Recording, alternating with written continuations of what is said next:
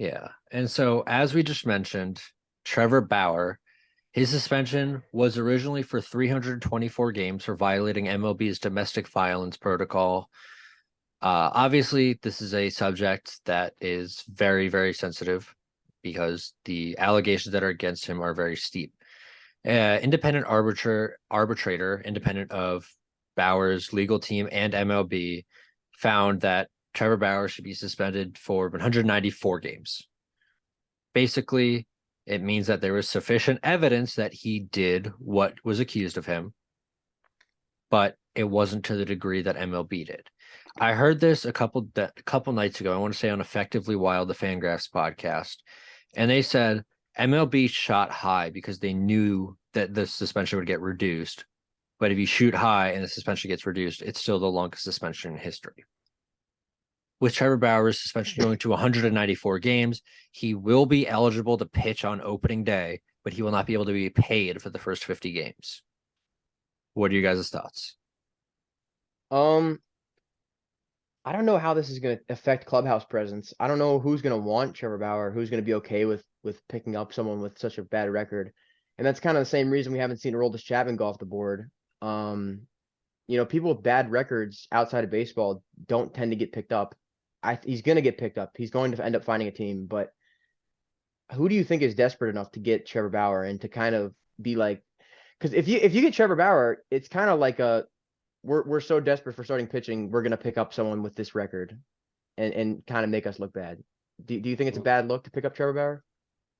I don't know if it's a bad look, but it's definitely not the look you want. You just said who's desperate enough. We literally just talked about the Cardinals, who are very desperate for starting pitching. A team that I want to talk about maybe picking him up when we talk about they need a starting pitching is the Padres, which would just throw more fuel into an already burning fire that a clubhouse is. But I mean, either one of those teams seem pretty desperate for starting pitching right now, and the Padres are desperate for anyone because they've struck out multiple times this offseason, just like the Giants. I don't think the Padres would stoop that low. I don't know Yeah. if they would, but they've swung and missed a couple times this offseason. Yeah. And so with Bauer being reinstated, the Dodgers until ironically January 6th to figure out what they're going to do with Trevor Bauer, if they're going to add him to the 40 man or release him. It is likely that they are to release him, but it's a little surprising that they haven't come out and just said they're going to. Obviously, they're kind of like taken by the fact that he was reinstated so quickly, but they had to have prepared for it at some point. Um, they can't let him pitch for that organization ever again. It'd be a horrible look for a franchise. I, as a Dodgers fan, don't want him on my team because of what he has done. And the Dodgers assumed the risk when they signed him. They assumed the risk of getting this huge personality who won't stop, even if it's in his best interest. Obviously, no one thought it would escalate to this degree of, the conduct against him. Is Trevor Bauer's personality too much for him for someone to sign?